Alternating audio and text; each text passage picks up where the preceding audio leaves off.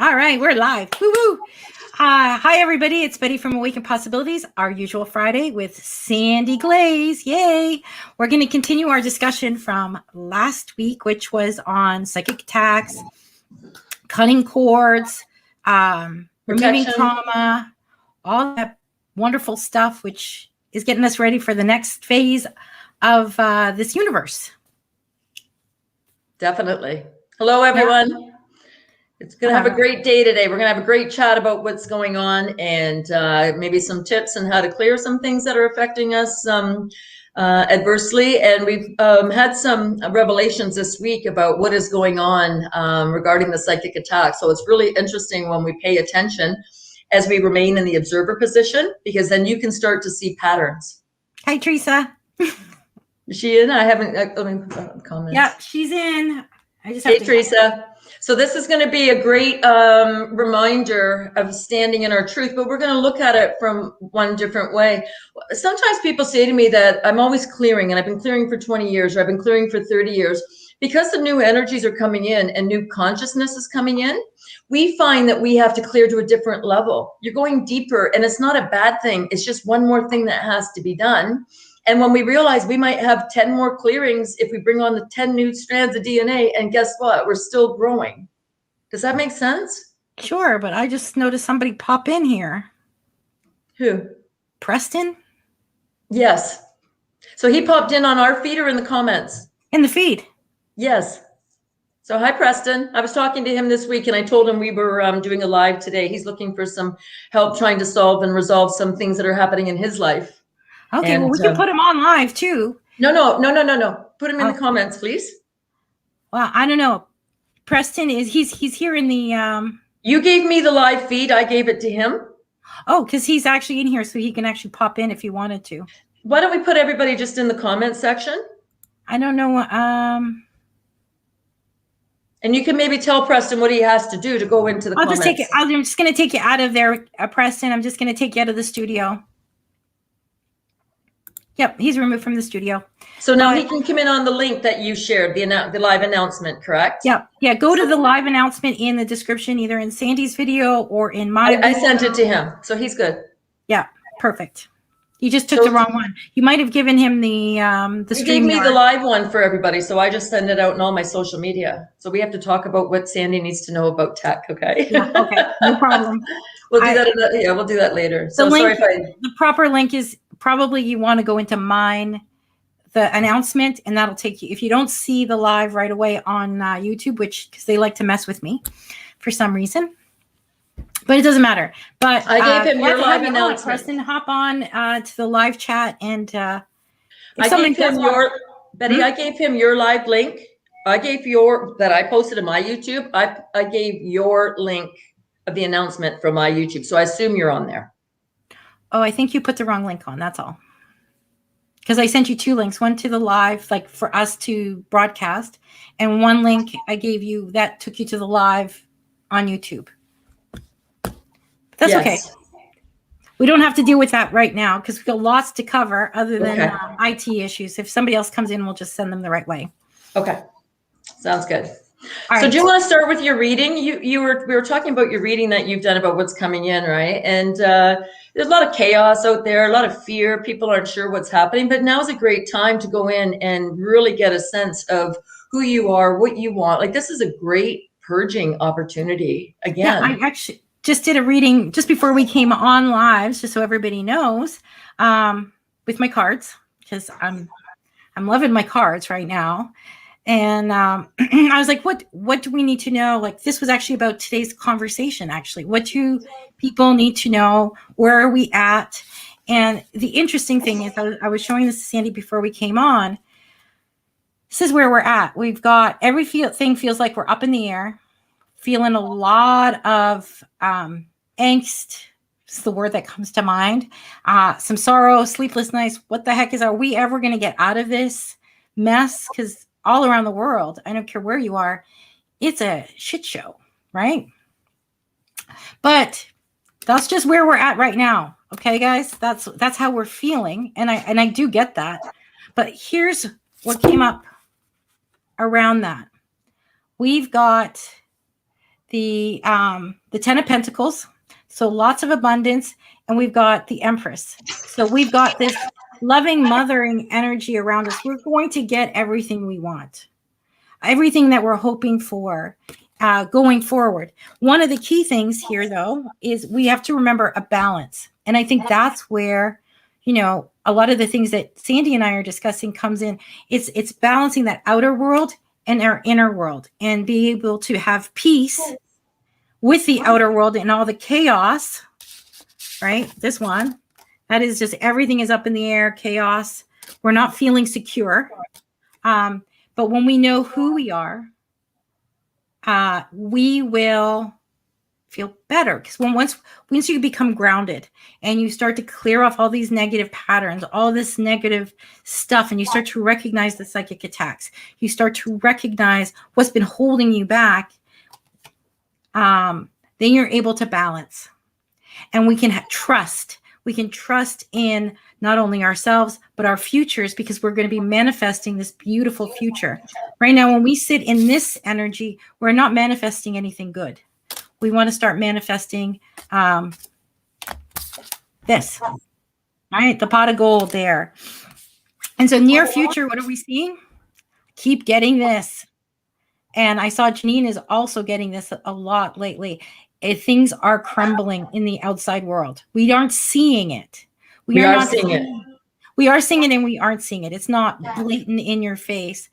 But no, it's coming down. This structure is coming down. What have we got next? We've got the Fool. We've got a new beginning. We're off. A new journey. A new journey. It's amazing, right? And then the last card here, the World. And really, I feel like the world is at our fingertips when we're ready to let go and really take one step at a time into where you want to go, right? And get this some is action to completion, this. right? Because this is the last card. We have completed a cycle, and that's really true. We've completed a cycle in this world. We're starting something new, and we can make it anything we want. That is why it is so critical that we clear out this junk, and so we can actually move forward from this clean slate, almost, where we can actually really come into our power, into who we are, because we lost who we are.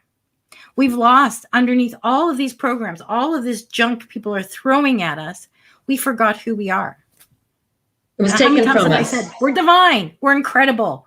We have so much to offer this whole world. It was taken from us. So it's not that we forgot. We were manipulated. We've been attacked. We've been suppressed. You know what I really like about the order of those cards, Betty? You put the Fool before the World. So when you look at the major arcana, the World is the last card and the Fool is the first card. So when we go on the new journey, the world is ours, which is the pot of gold. So I look at the Fool, the World, and the pot of gold is the next portion of what our journey is. But what you're talking about, so everything's crumbling, everything's in the air. If you've got your own security around you, hi Dave, thanks for joining us. When you've got your security somewhat around you, and there's no guarantees in anything in life that you're going to be secure. The only thing that's secure is your connection to the divine. But in the meantime, what do you do when you're in limbo? And I'd made up this little list a while ago, and I just for some reason found it. What do you do when you're in limbo? Find a new skill to learn. Practice metaphysical abilities, which we're talking about. The tarot deck is metaphysical. The crystals can be metaphysical. The pendulums, the dowsing, trusting your intuition, trusting yourself. All those things are fantastic, right? Increase your intuition. Find ways to practice that. And if you're not sure how to do that, reach out and we'll show you some ways. Heal emotionally. This is so big that's coming up right now. And when you're saying we forgot who we are, we've been intentionally attacked to forget who we are. So this is attack on us. And everybody says, oh, be tolerant. But would you let somebody cross your borders with all kinds of guns and tanks and not stand up? No, you don't do that with your psyche either. You don't let them trespass or transgress upon you, right? So we really have to heal those emotional wounds so that we can stand up and know that you're crossing my boundary. Envision a healthy world. What does that entail? So there's things that we can do while all this is going on. Some of it's inner work, some of it's helping other people, some of it maybe you're writing and getting ready to present your work of art. Maybe it's art, maybe it's poetry, maybe it's music, maybe it's literature, maybe it's self-help. So in the meantime, while this is all crumbling, We're going to need people to fill the void, because when a vacuum is created, you need something to replace it. And that replacement is going to be people speaking up and saying, okay, I can talk about emotional intelligence. I can talk about self-sabotage. I can talk about self-esteem. I can talk about healthy family dynamics. And I'm getting ready. I was a little late this morning, not late, but just I got up before my alarm. But then one more thing happens and one more thing. So I actually wrote out about Mother's Day. And this Mother's Day is going to be women taking responsibility for what they did for their children. To their children. So why do we worship mothers and fathers? It's the same as worshiping the church and worshiping the politicians. And that worshiping is not the same as disrespecting. When you disrespect somebody, you have to look at why you're doing the disrespecting. But we have to raise this whole standard of the sacred feminine. I love how the Empress card was in that reading, the sacred mother's coming in, but not the demeaning mother or the one who puts her children down. And the reason I say this, I've worked with a lot of people over the years, and I've cleared out a lot of their mother's energy. The mothers did things or said things that really shot the child's self-esteem down. Yep. It doesn't matter if it was a grandmother, if it was an aunt, who it was. But we have to look at what is sacred about the mother, about the Empress energy, that we're bringing this new energy in, that we're not just creating the old hooker chic clothing line all over again. Do you know what I mean? And really embrace ourselves. I think we've discussed that before, because there is a disconnect with the feminine energy. And I know we wanted to, we threw around the idea of talking about the sacred feminine energy, and it's so overused. I think you were the one that was like, divine feminine. It's so overused. The divine feminine, blah, blah, blah. But it's so, but I also think it's really key in finding that sacred feminine within you. And it doesn't matter if you're male or female, because we have both in us. Because that's that loving, nurturing energy that is not smothering, not controlling. Be the love you want to experience in the world. A lot of people are looking for love. Be the love. It's giving people that space, and your children that space to be you and to grow into that best you can be, without all of these roadblocks that most parents put in the way, if they know it or not. Sometimes, often it's unconscious. You know, Tucker Carlson made a comment one time about the beauty of being a parent. He goes, what role is better than life than being absolutely able to shape a life to be the best person they can be? That is what parents should want, not to suppress your children so that you're always mom and dad and you're always the god in the family, or the matriarch or the patriarch. That's the old structure. It doesn't matter if it's in institutions or if it's the institution, the family called institute, or the institution called the family. If there's a hierarchy and there's an imbalance of power, you've got dysfunction. You've got the valued and the not so valued, and you're going to shape one or more of your children into not enjoying themselves, not loving themselves. And this is interesting because what had happened this week is I'm working with people. The one client I have, I was, we're going through some things, and I wrote down the word jealousy. And I spent about 10 hours with her. There's not a jealous bone in this woman's body. And yes, that's my job to watch. If there is, we'll clear it, but there isn't in hers. But jealousy kept coming up. And I said, who was jealous of you when you were growing up? She goes, well, and I looked at her and I said, you're a beautiful woman. Like, there's no doubt in my mind. You're beautiful at your age now. You were beautiful when you're younger. There's just no way it couldn't have happened, right? So I'm trying to tell her the truth, but we're taught to minimize ourselves. Well, I prefer to think of us as being beauty on the inside. That's what I focus on. And I said, that's fantastic, but that doesn't mean the people who are jealous and petty and want to slow you down aren't jealous of what you look like. So, and just in this, for the essence of time, I went through and I started muscle testing, and I said, there's 5 women in your childhood who are jealous of you. And I said, schoolmates? She goes, high school. I go, one was a teacher. Yep. I go, who are the other 2? They're family members. I go, your mother? No. She goes, my grandmother and my aunt. There you go. So, and she's like, wow, she had no idea that they put little jabs in her back if they thought she was too cute or got too much attention, or she had things that maybe the grandmother didn't have, like financially, if there was money problems back then.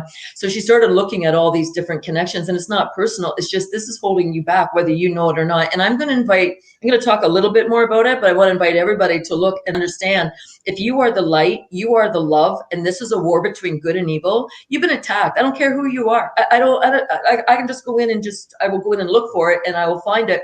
So what had happened once we did the females, I said, okay, you males are jealous of you. And she looked at me and I said, how many men asked you out being a beautiful girl? They asked you out, and because you said no, because maybe you had nothing in common and you weren't interested, but it gave them a chance to say, oh, she's such a bitch. She turned me down. So it feeds the negative egos, all the insecure egos. This has nothing to do with her. It just happened around her. But because we're not taught how to protect ourselves, even from a young age, we're susceptible for people firing cords at us and firing knives at us and firing whatever darts at us, whatever they want, or they want to hook us in so that you can't get too far ahead of me. So I'm going to pretend to like you so I can watch everything you do. And if we think people aren't that backed up in our society, keep you back. So we gotta sever the rope. But sometimes you need to sever it from you and burn it so it goes all the way back to the person. So a few things have come up for me this week, and I came across some papers and things that had happened in my childhood. And what I got called to do with every one of these papers was go in the backyard and burn the paper. Like, the tie is done. There's no, you're not coming back no matter how much you beg now. Yep. Right? Like, it's just not happening. But I burned the paper, and as I watched the paper burn, I realized this is sometimes out of the ashes we're reborn. So it doesn't matter. You can cut the tie, you can light it as if it's a dynamite, a fuse, and send it back to the people. You can just follow it etherically back and send it back. And then I smeared all the energy. So after we had done the mail, she said, some men would ask me out, but I didn't want to go out with them. And I said, you shouldn't have felt pressure to. You should have been able to say, no, thank you. Hold your boundary. Yep. And they shouldn't have sent you a text. But I even saw that out there in the dating world. Sometimes men would go and they would try to ask a woman out who I'm not going to say is in their league, because I don't want to make it sound that way, but their interests aren't the same.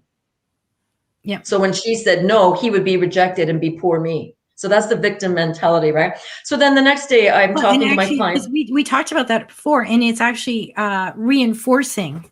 They do it on purpose, subconsciously on purpose to reinforce this I'm the victim. Women are so mean to me. Women are terrible. Look, nobody wants, why?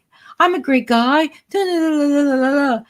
But you're picking people are going to always say no to you. So that's a safety. Reason. And that's a safety net and an escape mechanism. So you go for somebody you can't get so that you don't have to go and experience a relationship, which can be messy. It can be a beautiful thing and it can be a messy thing. So you don't want to go in there. So you go and choose somebody who is going to say no.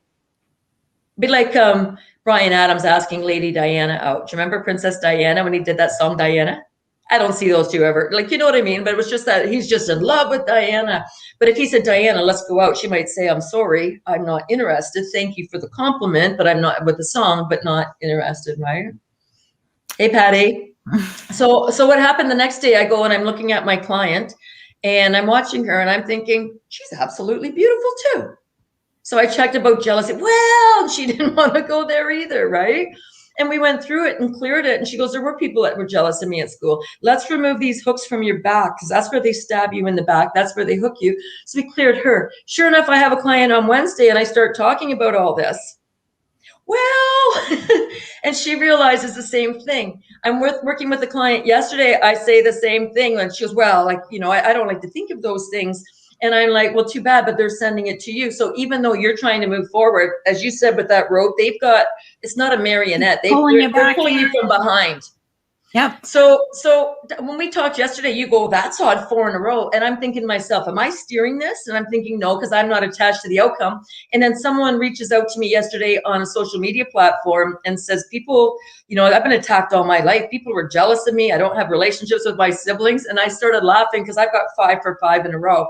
And when I know this, and we are in such a deep clearing, as you're saying, Betty, this is just one more aspect that we realize that people put hooks into people. Usually you're the light and the love, and they want you back. They want you held back so that they feel like they're getting ahead. You just didn't know how to protect yourself. When I say you, I'm not directing that at anybody in particular. Oh, no, that's fine. Because I think I told you that when we had that conversation, it struck a nerve. I'm like, wait a second. I have not cleared anything like this. And I actually spent the next day clearing out jealousies. And I was actually shocked at how much came up. Like, I could consciously think of some people, right? You go back to like grade school, high school, whatever, when you're a kid. And then there were people you didn't even know. Like, I tested on that and it's like, yeah, but we can just get from afar, just watched you. Yeah. So you're not going to be able to consciously know, but it was like, there was like a group that, yeah, they were just right. It's like you wonder, like, what the hell was there to be jealous of? Like, really? So that's what you think, because you think I'm Betty. I think I'm Sandy. The people I'm working this week, they think they're just their name, right? But the people who are jealous of you don't think that. They think you've got something. Oh, why should she have that? I don't have that. And it's not about bringing up their insecurities. If it's their insecurities, it doesn't matter. Your chances are you're not going to go up to that person and say, I never realized how jealous you were of me. I've cleared you. Goodbye. You're not. You're just going to clear it, push it back, make sure that they can't find you again.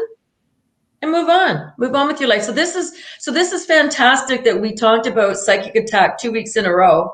And you notice again, I'm not attached to any outcome. So people say, why do you focus on this stuff? Because we have to understand how it works. So I write everything down. So something comes up and I'm writing out the jealousy, and then I'm thinking about this week and I'm thinking, Betty and I are going to talk about this on Friday. So it helps us clear one more aspect that we didn't know. But you notice there's no blame the way we're talking about jealousy. We're not blaming anybody who's jealous. It's just what it was. And there's people who have to go in really deep and go, I never realized that about that relationship. I thought it was great, but in hindsight, there was no affection and warmth. Right? So it's just, we start to understand how all this works, and then we can let it go. Why does this matter? When the consciousness comes in and the higher consciousness comes in and this shift happens, the more emotional baggage you have, if you're not looking after yourself physically, if you're not getting exercise, if you're not bringing nutrition into your body, if you're not drinking pure water, if you don't know how to ground, if you don't know how to set boundaries, if you're not open to being the love you want to see and experience in the world because you've been hurt, so you've got a little bit of, people call it baggage, but you've got a little bit of pain to clear from your heart, it's going to be harder for you. That's all it means. Yeah. And the beauty is as we clear this stuff up, and I just, I keep coming back to this. When you go within and you start to figure out yourself, Totally, then you can actually feel the psychic attacks. You can feel when somebody is like sending something to you, because you'll get like an ache or, or something in your shoulder blades. You feel like you got hit. Yes. And you did. One of the clients, like, what the heck? What was that? And then it's like, oh, somebody's sending. I'm like, send it back. Send it back. One of the women I worked with, this was a few years ago, she was in school, and they said she was she was a boisterous child, right? Like, of course, school's got to be the most boring place on the planet, in my opinion, right? I just got by because I didn't want to get in trouble at home, right? But anyways, she said she was acting up, and the teacher called the principal. The principal grabbed her and threw her up against the wall. Well, it was the coat rack.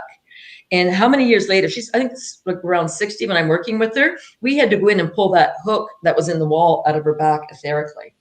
So things happen on other realms of dimensions. So it's not just because it's physical doesn't mean it only lands in the physical. It can happen on other dimensions. Why this is going to matter? We are under the impression that we have 12 dimensions, and there might be more, and people can argue about this, and it doesn't matter. I'm going to stick with the number 12 because I want to tie it into the 12 strands of DNA.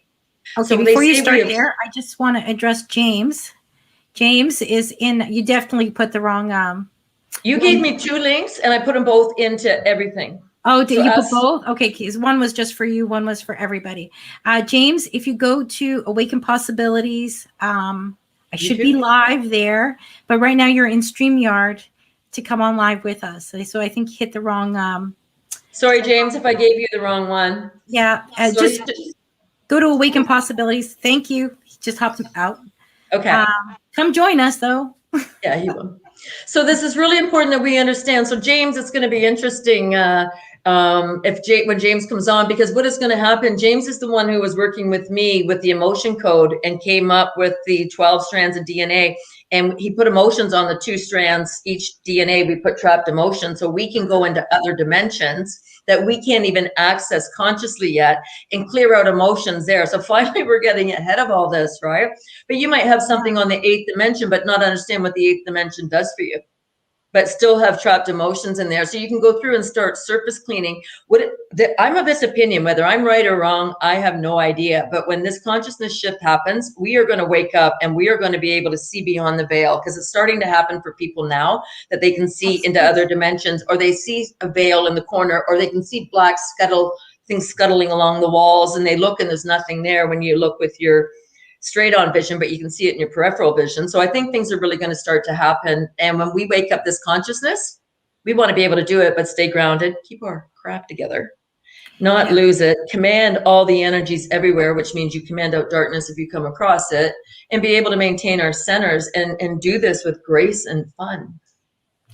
Yes. And, because of you, I looked up, I mentioned it to you yesterday, Max Spears. And there he has got, I mean, what a beautiful soul he has. I'm going to be honest. Totally. You can see it through the screen. I think I watched 5 videos and interviews with him. That's why they took him out too. Hmm? That's part of the reason they killed him, because he's the light and he was showing us how this works, right? He absolutely was. You can see he was a tortured soul, but I mean, just so much like coming out of that guy. And there was a couple of things like they've done this to us on purpose. Like we're in a loop, right? And it's when we actually figure out who we are. And I don't know how many times I have said this, because this is the key. I think even the last time, you know, Jesus said, if you don't know where you came from, you don't know where you're going. Right? You can't get to your destination. We're all trying to get home. So we need to figure out where home is. And how do we do that? It's actually by clearing all this shit that they have piled. This isn't us. So I don't want anybody to think, oh, you know, I'm such a mess, blah, blah, blah. Well, yeah, because this was done to us. We actually, this veil was placed on purpose so we don't figure out who we are. We can start moving it by removing all of these blockages, obstacles, everything. Stop the psychic attacks. They're going to keep coming, but when you start to be able to sense them, you can stop them. It's like, yeah, no, not accepting. Return to sender. Thank you very much. I'm even seeing memes about people saying about regarding what's going on with the current situation with the injectables and the lockdowns, and people saying, guess what? We're awake now. We're fighting back. So they're setting the intention in the meme by saying, we're not taking this. So the consciousness is already being raised and we're gaining the upper hand, because now instead of you chewing on our backs, when I say you, whoever those yous are, right? But instead of them chewing on our back, we're saying, let's talk face to face. We've got this. Yeah. And you're not going to get past us this way. And we are going to watch our 6, but we're going to straight up have this discussion. And they can't function the same way when they can't be sneaky and manipulative and put it behind your back. They can't function face to face. They can't face you. Yep. So Teresa, we all miss Max. I know, Teresa, there's a lot of people here who also have studied Max and know his story. And what a dream he is. And I was watching, I pulled out some of his files from, I don't know when it was, a few years back. And he was saying, because I'm going to jump to implants, because sometimes people have implants and I don't get called to pull it out. So what he said was he implanted himself in past lifetimes, other dimensions, so that he could bring those skills or talents or abilities and put them online this lifetime. So I go back and I watched this. I had watched it a few years ago, but didn't understand the significance. So the same thing is on the DNA. We can put things in different strands of DNA. We can put imprints in our body and say we need them now. So I pulled an oracle card this morning and it said, call in your past, like call in what your skills are. And that's something everybody can do, because we all have different skills. And as much as there's a lot of beautiful hearts here, there always is, right? But there's something that we can do, which is call in your unique signature of your unique abilities. And that's like, you know, beloved creator, if that's the word you use, please help me, show me what I need to know. What past life skills do I have that can benefit me now? Yeah. And benefit my purpose. One of the things I remember him saying in one of the interviews was, and I think it was only one that I heard him, about soul contracts and how those go down the line 7 generations. You know, and I had this feeling like, because we're at the end of an eon, right? And that's why we're feeling this, like, it's a pressure cooker push. It really feels sometimes that way. I believe a lot of these soul contracts are ending. Yes. This is like, they're all done now. If you made an obligation to somebody and they're not treating you with respect, end your contract. I end my obligation to you. Whatever obligation you think you had, you may or may not have had, you may have put it on yourself, but I end this now. I hand you back your responsibility for your life and I move on. But we have generational contracts too. So like I said, I think he said they usually go about 7 generations. But I believe because we're coming to the end of that, is it 26,000 year cycle? Or 29, I think, right? 26,591 years. I think. Yeah. It's that big one that is ending now, like in the next little bit. That's why that's why this whole shift is happening. That's why we're coming into Pisces and going into Aquarius, which is a 2,100 year cycle. So you take the 2,100 years and you multiply that by 12, you'll get 26,000. So we're coming out of an era. So you think of the fish head, the water, the Pope's hat, the fish hat. So that we're coming out of the Piscean era, and we're going into the water bear, which is we all work together and we help each other, and it's a little lighter and it's a little more fun and a little more cooperative, right? So we're still going from a water to the water bear, which is an air sign in Aquarius, but we're lightening the load, we're lifting ourselves up energetically. So this has to happen, but we have to see what we did wrong so we don't recreate it. And I was speaking with a nice man on Facebook recently, and he said, he was watching certain things we're doing, and he goes, they won't talk to me because I'm, too old or whatever. And I'm like, don't even go there. You keep practicing what you need to say, because when they start to rebuild, we might need somebody to troubleshoot and say, no, this is how you got in that mess in the first place. I've got 30 years experience in A, 20 years in B, and whatever. So don't assume that just because you're not doing something right now, or you're not sharing something, that you're not part of the team. If you're awake and you want to know what's going on, you're just prepping yourself. I was talking to somebody yesterday, and she's like, I want to make sure I get my speaking down and have all my confidence ready. And, I really can speak before I do this. And I said, we're not going to throw you crown chakra first into this nightmare, but there's no easy way. You don't get to tiptoe through the tulips to pick and choose. You just jump in and deal with what happens. Maybe people are going to attack you. You deal with it. Maybe people are going to really support you. You deal with it. Maybe people are, you're going to get stonewalled and AI is going to give you a hard time, and you deal with it. And maybe you're going to get like 100 emails a day saying somebody's trying to hack your website. You deal with it, and you're going to deal with it. And you're going to say, oh, one more thing. Okay, so now I know one more way. So one of my clients this week, I said, I never see your post on Facebook, because she'll comment on mine. I said, I never see yours. Guess what? The next day I see hers, and I'm like, thank you, AI. So it can be positive too, right? Yeah. So we just have to look at everything without attachment and analyze it for what it is. And so just because you're nice, this is how we got into trouble with the psychopaths in some ways. And some have come out and said, you might not do these things, but they would. You might not put psychic attack on people, but somebody will put it on you, even if it was an 8-year-old school chum. You might not be jealous of somebody, but it doesn't mean somebody won't be jealous of you. And when we learn all of these things and learn how to send it back, he doesn't have to send it back with love. I'm not of that mindset either, of always the love, but you can send it back without malice. Yes. Don't forget, no, this is your baggage. You take it. I wish you all the best. I wish you away. You go deal with yours. I got enough of my own.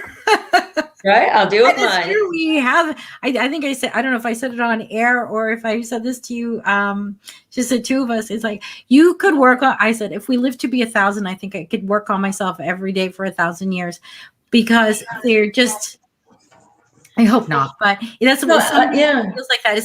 It's like constant layers. Once you get rid of, oh, wow, and I feel so much better. You get rid of something, and then it's like, oh, well, all that did was expose another layer of stuff, because really this is generational. This isn't even like a lot of the stuff. So when you talk about generational, and Max goes back 7 years, there's generational and there can be ancestral. So generational, you can have, I worked with one woman once that the men were all abusive, but the women all chose to be abused. And when I say that, please don't assume I'm saying women want to be physically abused, but that was the dynamic between the two. And the one generation, I don't know which one back, actually killed the wife.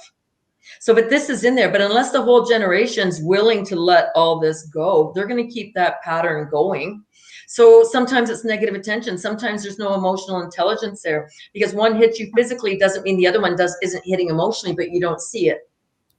So we're all taught that it's only the physical that we're meant to see, but there can be emotional torment. There can be neglect. They can triangulate and get everybody to gang up on the one child. They can be black sheep. They can gossip behind people's back and try to keep that person down. So there's so many ways to hurt people, and I'm not condoning any of them, but unless somebody is willing to stand up and let that go. So I know we've got curses in my family. I've tried to go back 4 generations.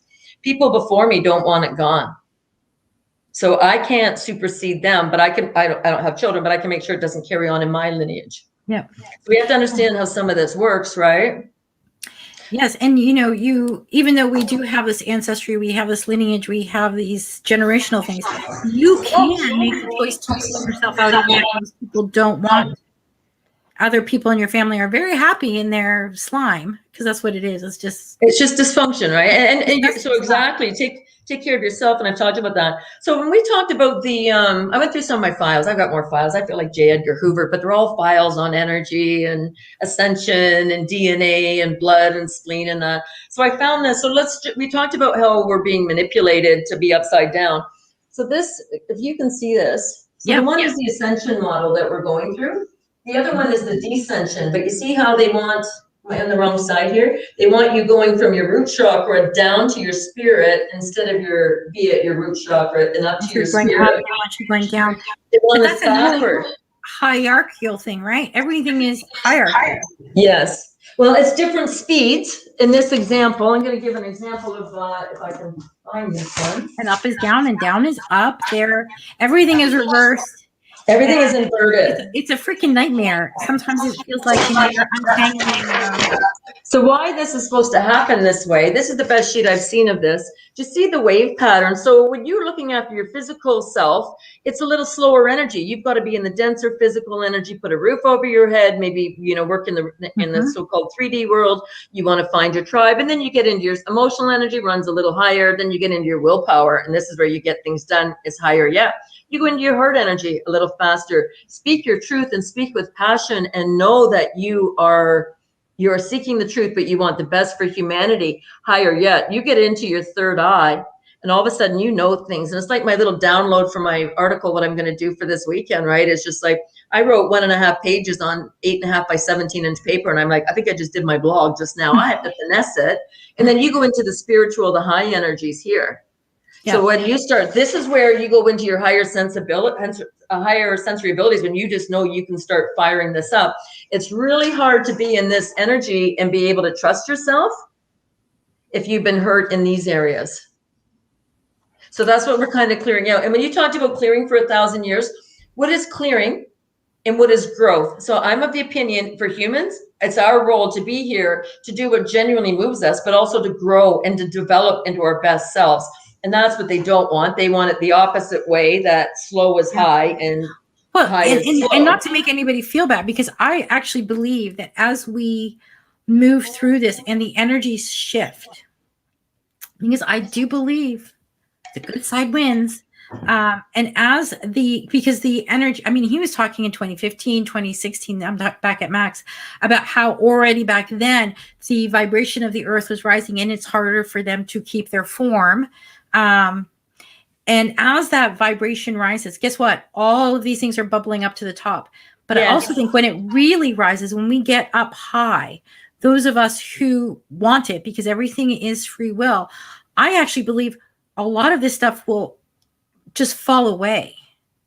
That I believe it's going to, but we also need structure if we're going to help. There's so many generations 100%. Of dysfunction and layers of dysfunction that we're still going to need structure. So we're going to need people who know how the true water systems work in the world. And I'll give the example. We used to have so many artesian wells in this area, and they blocked them all off. And then in Walkerton, they had what they call the E. coli or the Ebola scare. 7 people died. I'm sure that was a sacrifice, but then they could go into that area to all the people who had wells and say, you have to go on city water because we're going to protect you. So now they've got meters on the water that they can shut it down and dehydrate us. So there's still going to be systems that have to be recognized for the dysfunction that's inherently built in them. And we're going to need to change new things. So we still have to understand the general connection of how we as humans are part of our contract is with Mother Earth and with the universe, but how it really works, so that we can go back and say, okay, look at all the waterways that are being polluted. Look at all the things that need to be changed, and be able to do that. It's interesting when you, I work with crystals.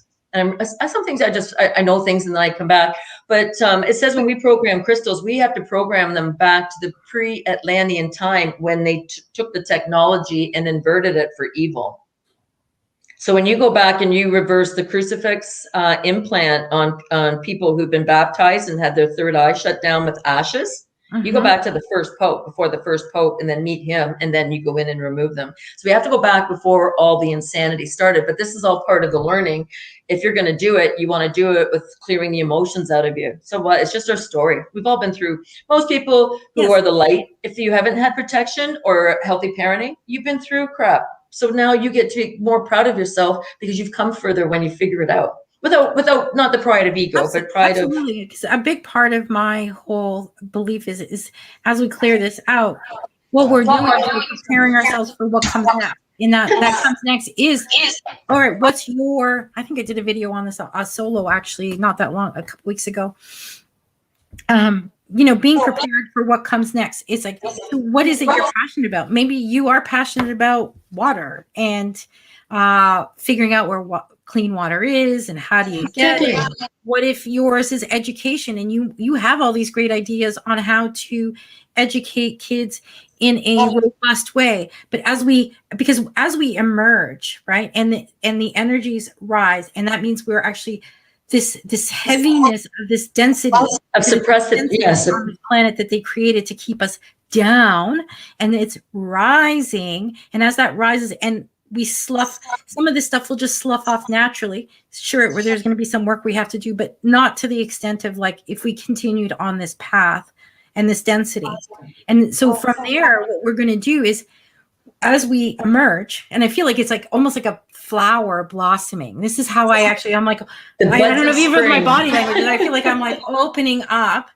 And as we blossom, we're going to find those things that we're passionate about. When we go to work, it's not going to be work. We're going to be able to do something. You're going to love what you do. Change how we do everything on this world, in this planet, for the betterment of others. But it's not going to feel like work. It's like, I can't wait to get there because today we're going to do this. And this is what we're going to, we're figuring this out. And then and it's like, whatever it is. I mean, and no job is too big or too small. They're all important.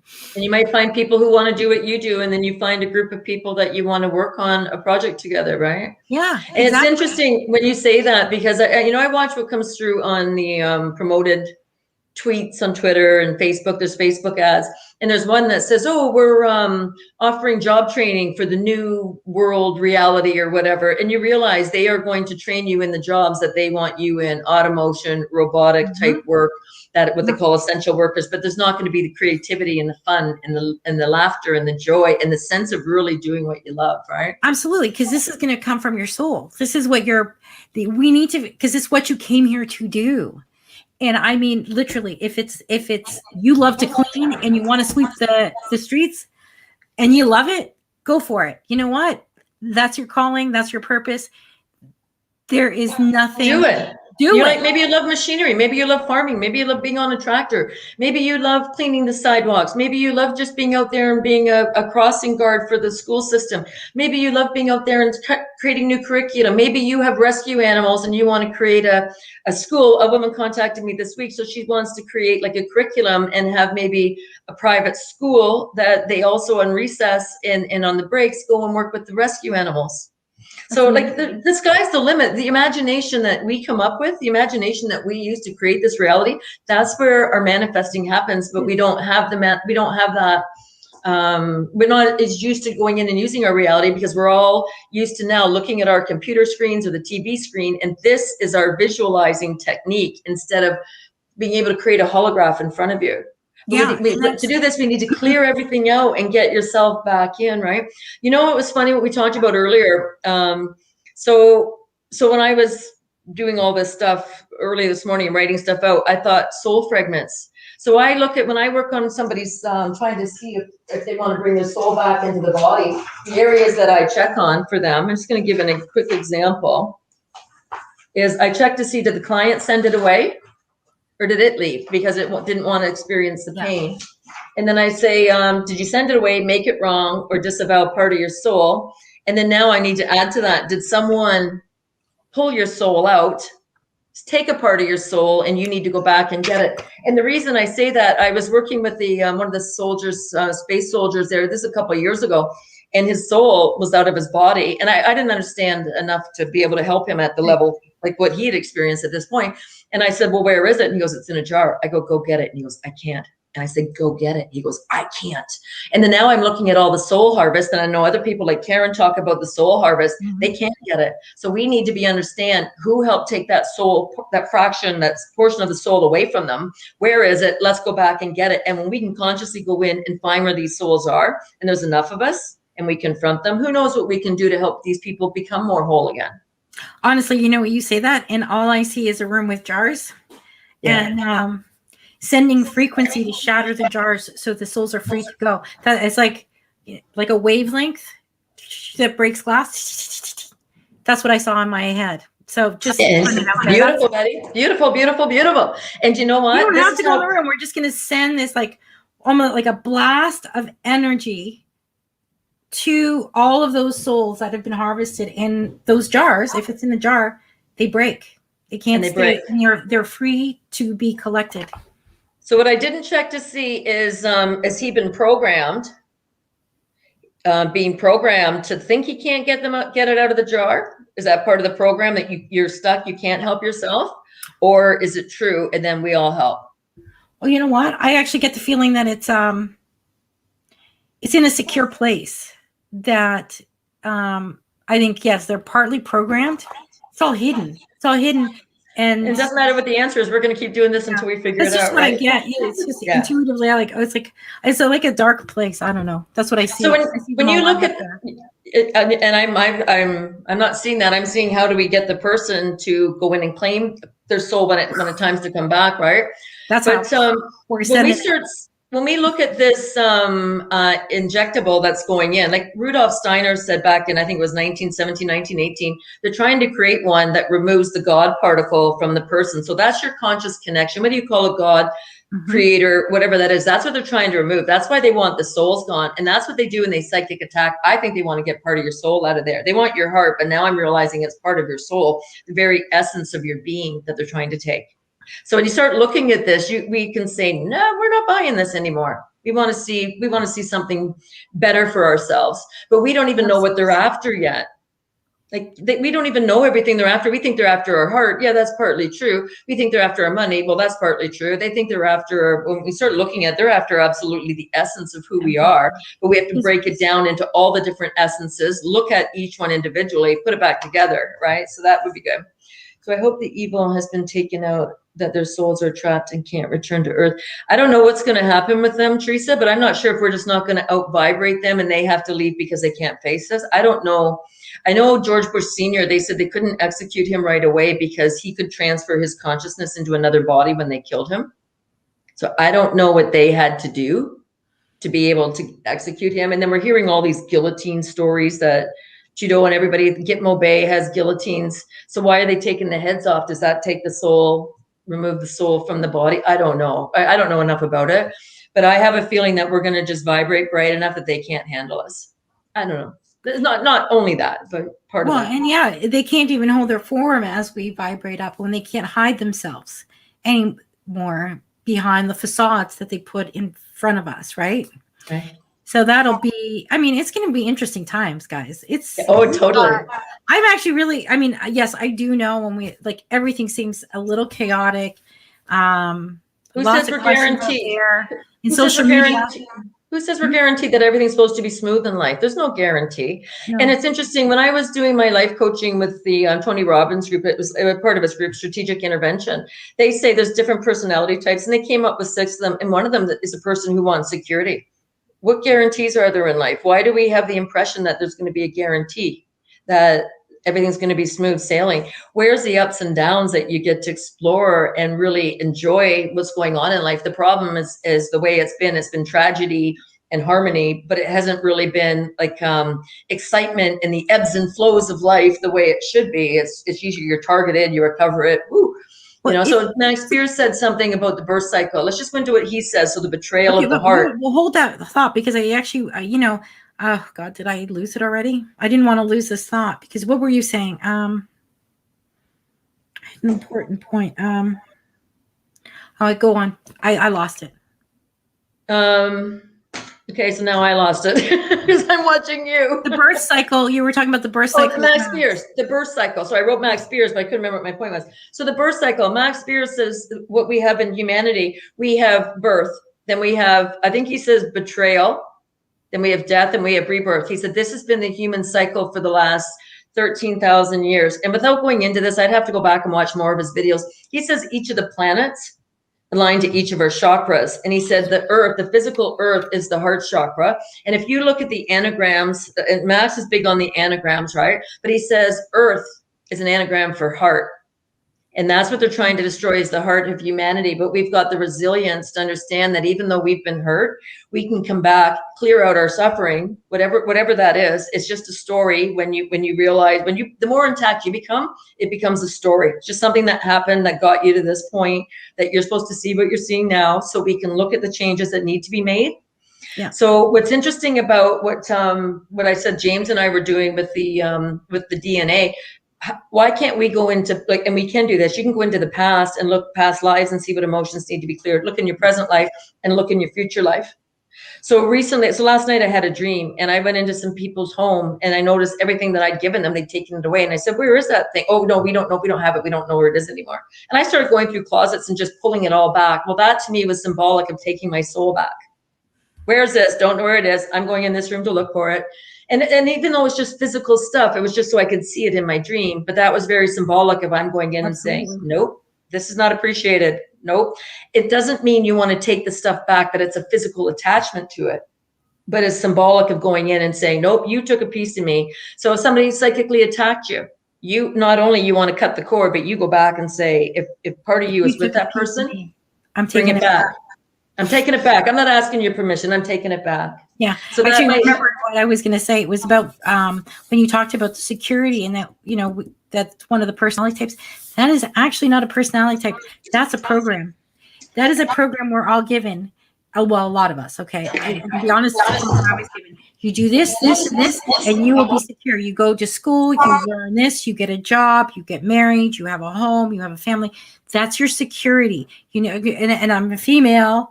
So it's like you have a husband, and there is your security.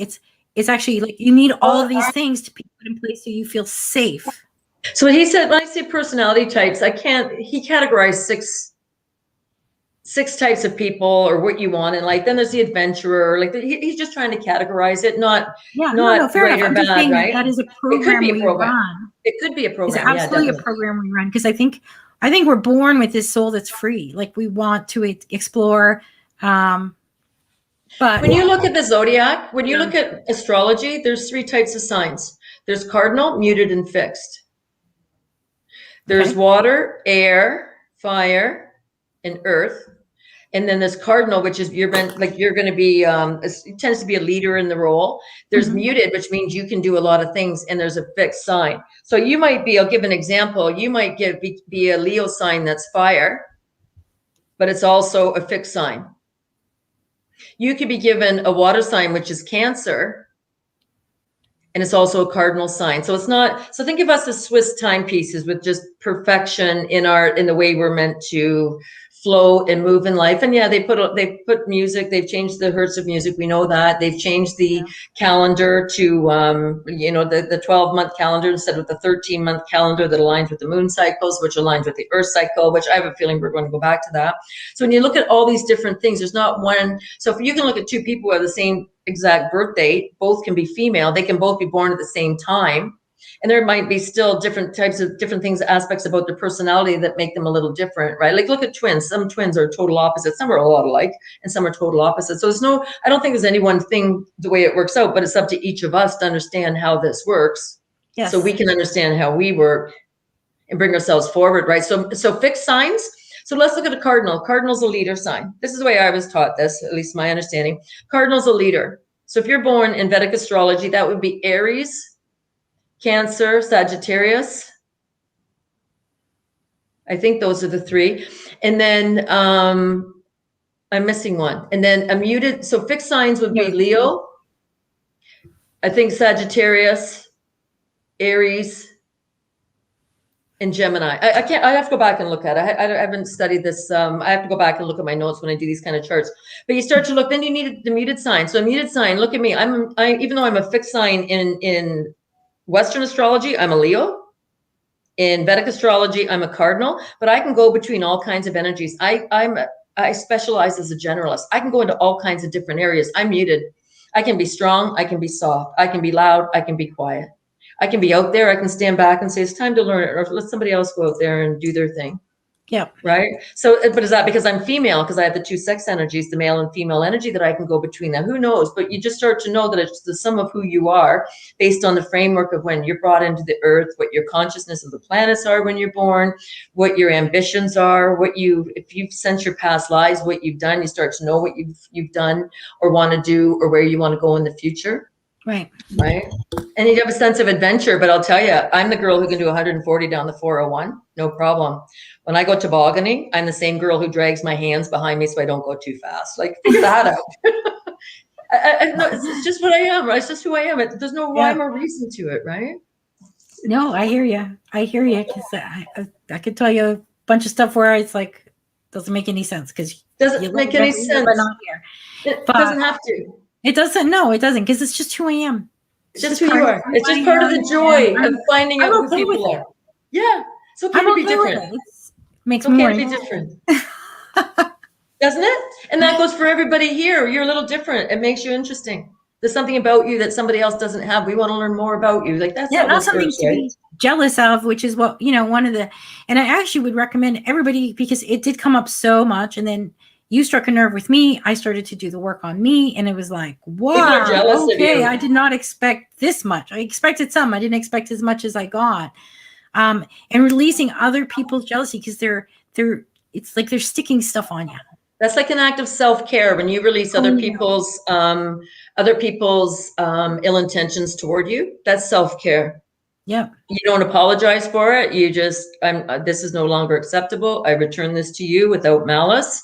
I've got it. We don't know each other from now on, or we're not separate, but you still share consciousness, but you have to realize that might be a cancerous cell in your body. So you want to put a little cloak of something around it so it doesn't come back and get at you, right?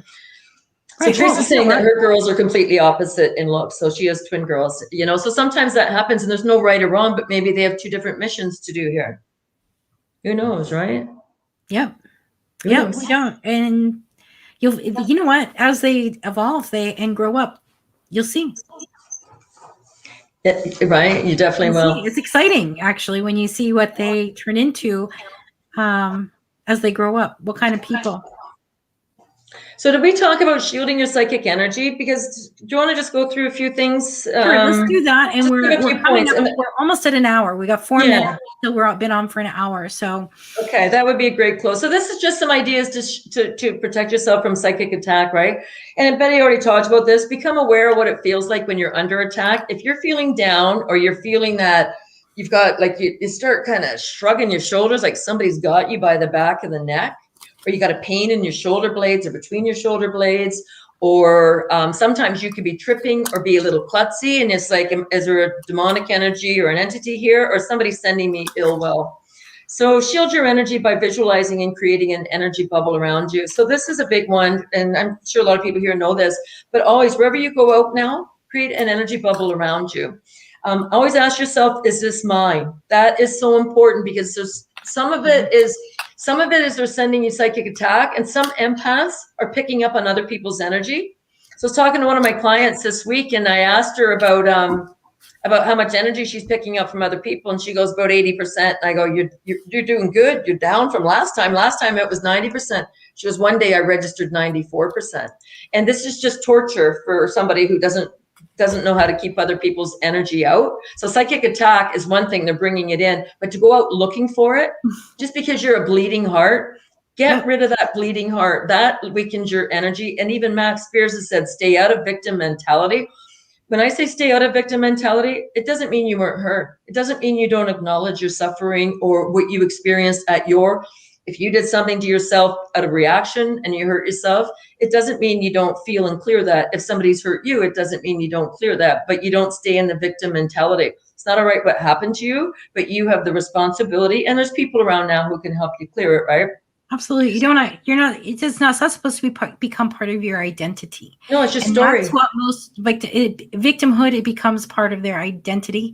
And we talked about the guys. Why would you want to be a victim your whole life? Like, really? They don't know any different. So it's not that people always consciously know. Some people, that's all they know. Some people, that's all they know. And it's like, but it's your responsibility to change it, because if you're always a victim, that means the people in your current life have to be hurting you, which means you're demonizing them, and they have to decide if they want a relationship with you. Yeah. So it's not that it's intentional. Sometimes it could just be a hook or a pattern that they're having trouble releasing, but it ultimately is their responsibility to release it. Because It's if you've got becoming victim, aware that that's a pattern, to release it. And so if anybody has it or knows somebody that has that kind of mentality, it's sooner or later, the person who's demonized by your need to be the victim is going to get tired of always being the asshole, and they're going to leave you. And basically that's what's going to happen, because they're going to find somebody who vibrates on their level. So you do have to deal with it no matter what. And we talked about grounding your energy last time. People don't close their chakras all the time. So I know a lot of people who do the chakra work and they open their crown chakra and they leave it open. If you leave that open, you're allowing energies to come in down into your head, through the top of your head, right?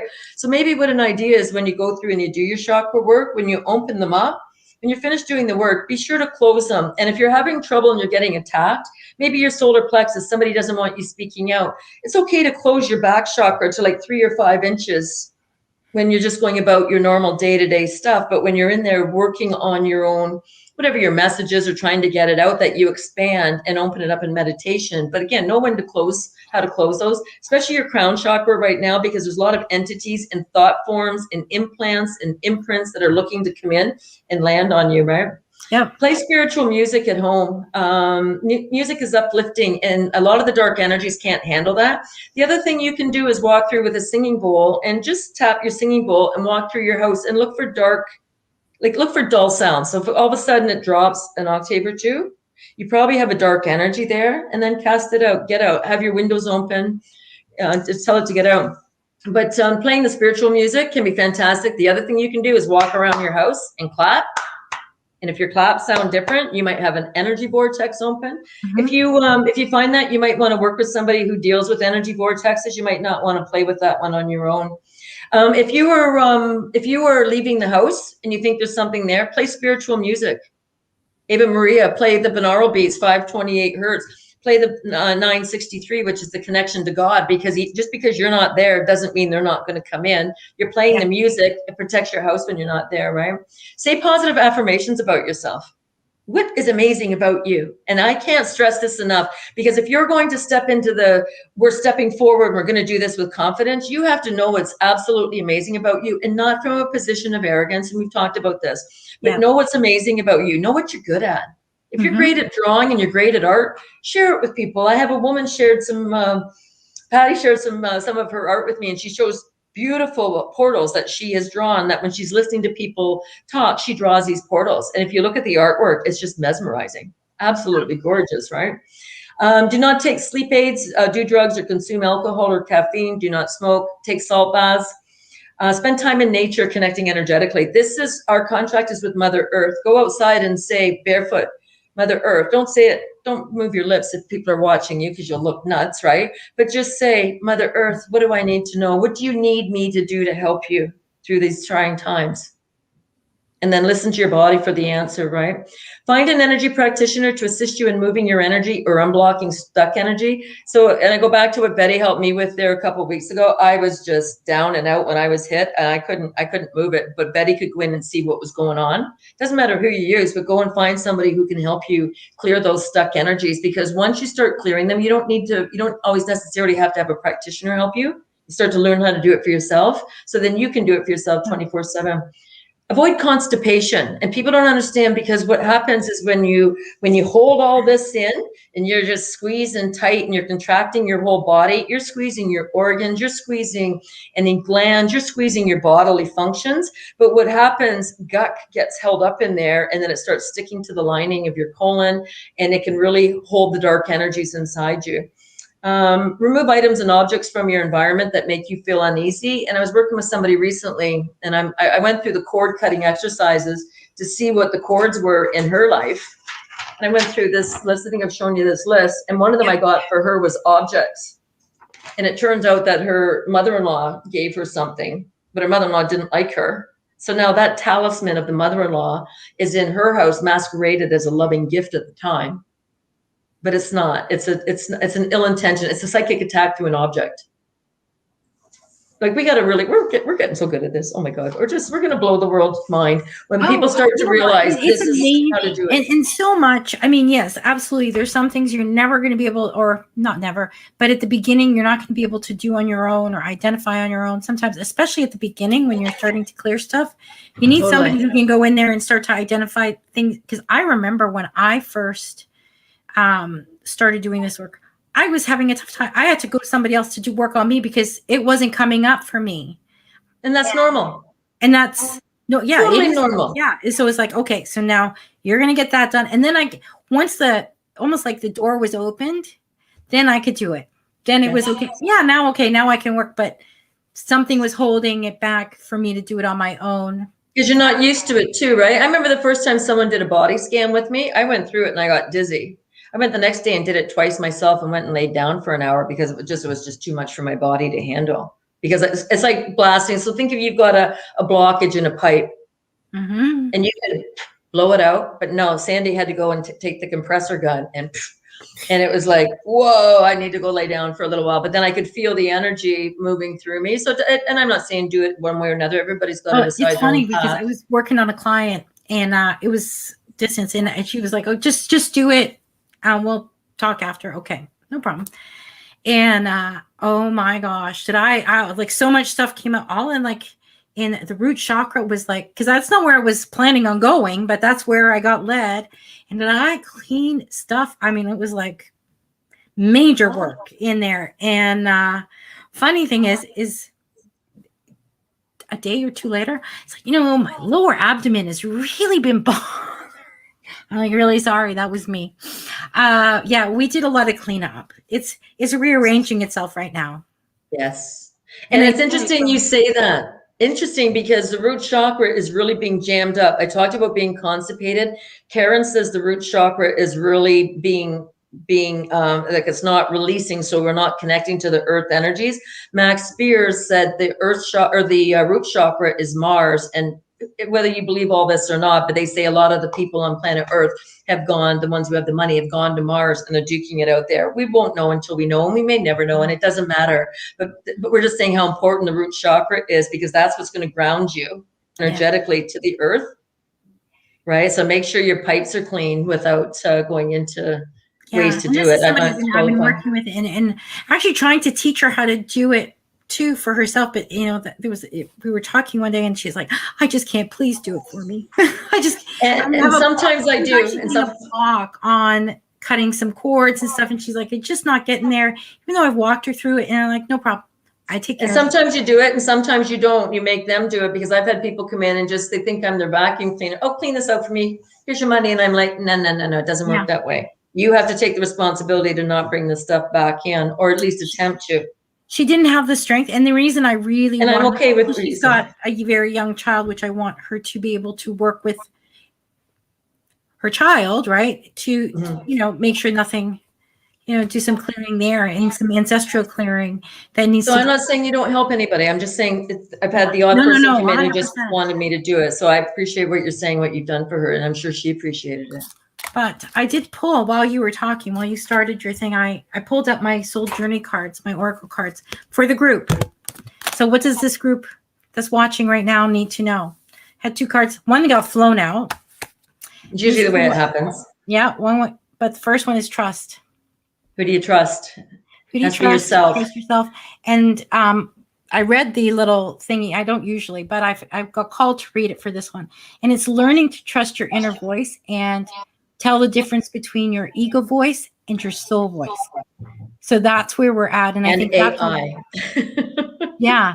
So it's learning what your soul voice is and what your ego voice is, and to tell the difference and start to trust that intuition that you have, because we all have it. We're born. That's your inner guidance. Yeah. It is your guidance. We're all born with it. And then the next one, this is one that got flown out. Humor. So everything, I know most things are serious. We're talking lots of serious things happening in this world, but we have to remember to laugh because that is healing. Do you know what's interesting? Yes, it's healing. It's interesting when we do the clearing sessions with clients. we'll talk and we'll say, how many people are jealous of you? And the one will say, 2 girls at school. We both start laughing because it's just like everybody that we know has experienced this, but we were never allowed to say this isn't acceptable. Or we talk about different things that are painful and we would start laughing and it'd be like, who can laugh as you're clearing things and tears are coming down your face as you're clearing, but it's okay because it's releasing. It doesn't have to be a doom and gloom when you clear. No. Not at all. You feel lighter. Honestly, you feel so much better. But remember to laugh and have fun. The times We've right got now this. are so insane. But like, you know what? Laugh. Laugh, laugh, laugh. Let's get on with it and trust yourself. Yes, and find something to do in limbo. Find something to do when you're in limbo. Take a course on something. Learn about metaphysics. Try to practice your intuition. Do some clearing if that's what you're called to do, right? Like just trust yourself in what direction you're in. There's no right or wrong. There's no way it has to be done. So yeah, for sure. Yeah, and it's funny because even like things like who's calling before you look at your caller ID, go, oh, who would it be? Or you get a ping from you hear your ping for a text message. Who is it? Start practicing. Like, what does your intuition say? Just really stop and go in. Go, that's to go left or right. It doesn't matter what it is, right? Just practice I play with asking my yourself. Amazon orders and go. They tell me this day, but it's like, is it that day? No, it's gonna be this day. And literally, it always comes up on the day I said, not the day they So we don't know whether you're using your intuition or you're preemptively programming it, and it doesn't matter. So this is a great point for everybody here, because sooner or later, we are going to use our thoughts to create these realities. So, and you could be doing it right now, but it doesn't mean it's intuition. It doesn't mean that you're not preemptive, but you're strong enough that you could be either way or both. It doesn't matter, right? Yeah. Trust yourselves that we've all got this. We've got it. We've got it. We just have to trust. And that, I mean, that's a really, we've stopped trusting ourselves. We were taught not to trust ourselves. And I had a thought when you said about the jealousy. Kicker is if we ever said somebody was jealous of us, well, what makes you so special that somebody would be jealous of you? So then they shame you, which drops you into the lowest emotional state. Like so this is basically what you call psychopathy or sociopathy. They're here to destroy you. So if you stand up, we're going to knock you down.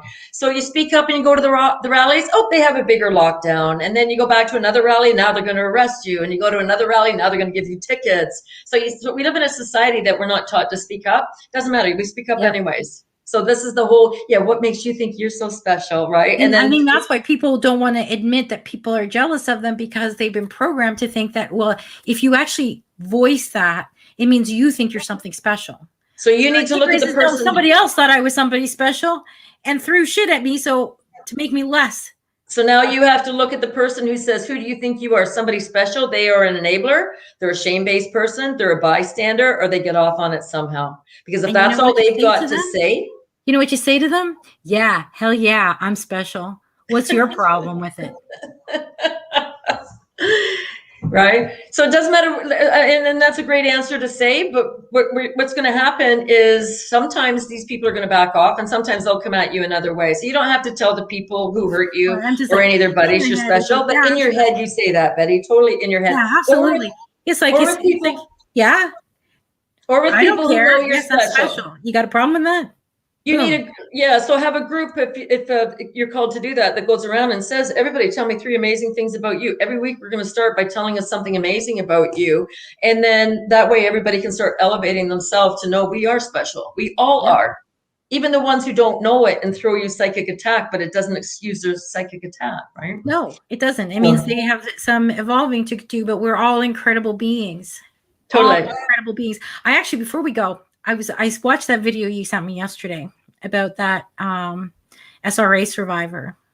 And it took me to, I don't know if you watched it all, but there was a part where they went to forgive their handler or the person they're trafficking. Yeah, I'm not sure about that. I'm not saying I agree with everything in it, but. Oh, no. Well, you know what? If you really listened to, because as soon as he said that, I was like, okay, now I'm listening. Did you really forgive? No, he did not forgive them, because when you listen to the words and how he spoke and the energy behind the words, there was actually no forgiveness. And the kicker is, it was really telling if you guys go back, we did a thing on forgiveness. This person did not say they were sorry. There was never a repentance of all the things they've done, which was very evident in the way they actually that whole. They said, "Yes, I did that too, and I'm entitled because I'm the church." And it was the whole church thing. It's like all of this stuff happened in a church, It happens in the police services. If you listen to part of that video, it happens in, so when they tried to escape, the troopers bring them back. They try to escape, the police set up barricades and send them back. Child trafficking, the system is designed to harvest children. And we have to really understand this all around. So I'm quite impressed that Charlie Ward put this video up. So I'm back to thinking he wouldn't do this if he was one of them. I know, I had that thought too. So it's okay. We don't have to know. I've never said anything bad about him, so it doesn't matter. I don't feel anything bad. I don't know what I think, but he would not be putting this out. But now the system is crumbling because now it's out that the police are behind this, the medical system's behind this. So if these women are going in and their teeth are knocked out and their arms are broken, why isn't the medical staff reporting the abuse to the police? Oh, because they're all in on it. So we've got to, you're either a decent person or you're not. We don't care what walk of life you're in. These systems are coming down. But if we can show people how to be healthier inside and have healthier relationships with self, source, and others, then a lot of this stuff is going to fall away. We're not going to need it, right? Absolutely. But the point I want to make with that, and yes, Teresa, it was the men wearing masks, is if you saw the whole body language, everything that came, he's still harboring the pain. And instead of going face to face and doing this really brave thing of confronting them and saying you forgive them, instead, my personal opinion, and I think it's what we talked about, you don't have to forgive. You don't have to forget what you have Christian to do. Programming. It is a totally Christian It's just this religious programming. I got to forgive you. I got to turn the other cheek and show I'm superior. But, like, no. But he hasn't. But what he needs to do is actually and I know if you're SRA, there was probably horrific things, and it's not anything. Heal. He needs to heal himself. It has nothing to do with this person. No. And you look at all the people in between that allowed it to happen. You look at the Secret Service that covered for Mike Pence. You look at the police who covered for these guys. Everybody, it's not just, there's no relationship just between the abuser and a victim. There's a whole myriad of people around them.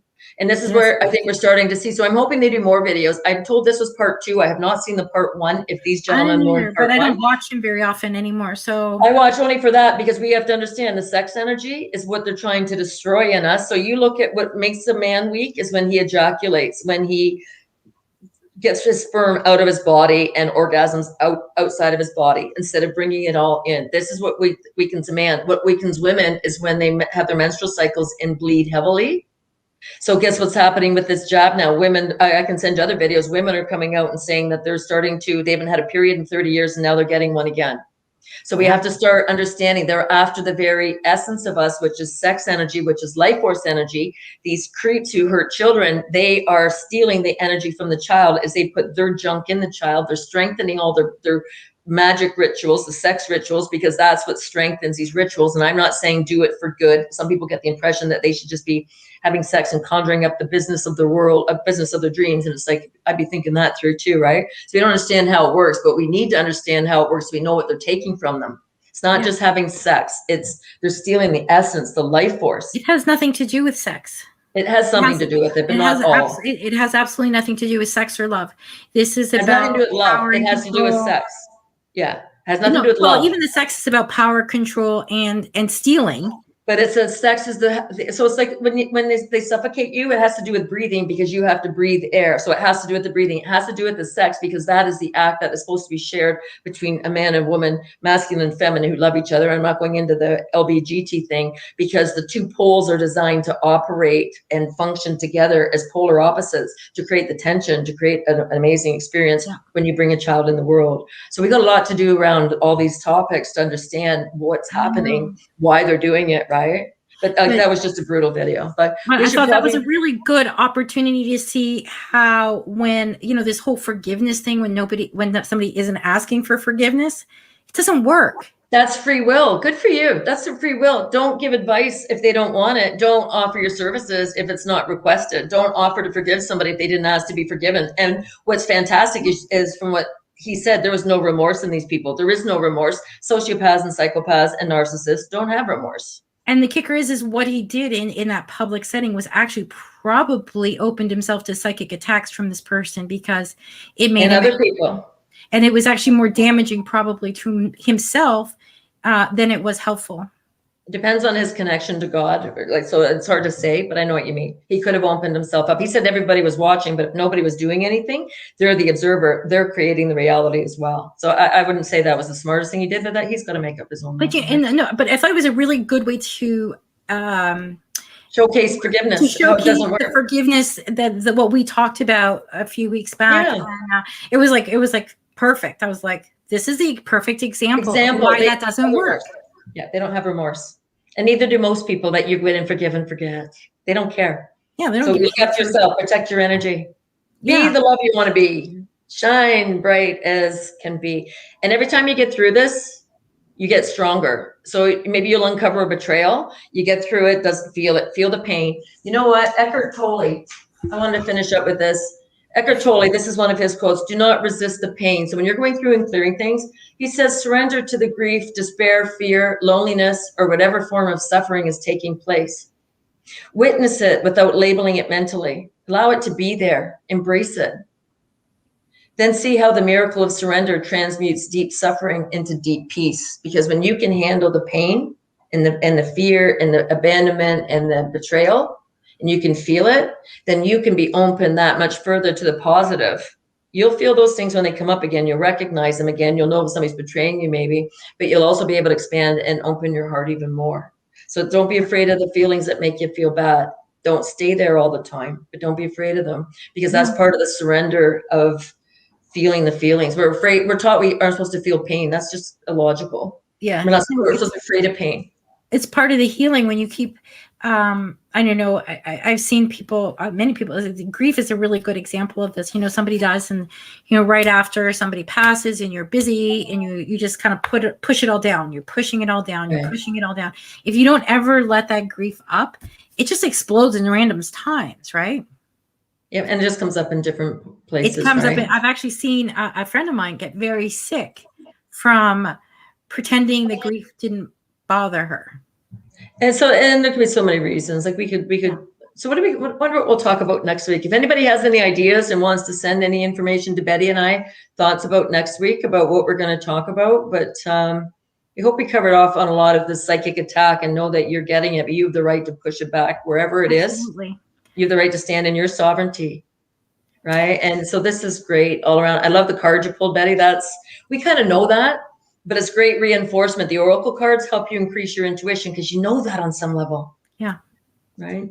Yeah. No, I love these cards. I think they're so pretty too. I just love them. They're so much fun to work with because they are just like, it's like looking at art every time you. Totally. And that's the visual, right? Yeah. So, okay. So it's an hour and 20 minutes. We should probably take on. So thank you everyone for joining us today. I hope what we were talking about was helpful. Thank you for all your comments. And we've got this. Like we've almost got our own little circle happening right here, right? Do you know what I mean? Like we've got this, that we know that we can help ourselves, share with what we know and help each other. And we got our little soul family happening. There you go. And that's what's happening. We're finding our tribe for sure. 100%, 100%. And I want to thank everyone. Love you all. Have a wonderful weekend. It's Friday. Whoop, whoop. And Sandy and I will be back next Friday, 11 o'clock. We'll figure out if either give us comments or just let us know whatever. You know where to find us on social media for the most part. Well, I'm on nothing except YouTube. I got kicked off of Twitter, taking myself. You're on Telegram. Telegram. But yeah, just as I don't have a page of my own. You don't? Yes, you do. No, I just have I do. Send me, if you have any questions, you can send them to me and I'll share them with Betty. And then if you're on Telegram, I'll send her your page. Because I actually thought I was just, just like regular text message for me. I've been sending you stuff and you've answered. I know, but that's just regular text message. Like I send you stuff on Telegram personally. Oh, so you don't have a page for people to see. Okay, I see what you mean. Okay, I both. I have a page. Sorry, I don't have time to be creating content every day. But it doesn't matter. Some people do. So there's no right or wrong to any of this, right? And I think about it every once in a while that I might. As the audience for this grows, I might. And Hey, no See, worries, that's what James has said this a few times. James is having trouble getting in, right? Hey, James, just so you know, we talked about the body code and the emotion code and your sheet about the DNA and the emotions on the 12 strands of DNA. So if you get a chance to listen to this, and definitely we appreciate all your feedback and how you've helped Yes. us figure things out too, right? Yeah. So, but we do have to get going. I have to get going. So Me too. next week it is. Yes. Take care, everybody. Okay. Bye. God bless. Thank you, everybody.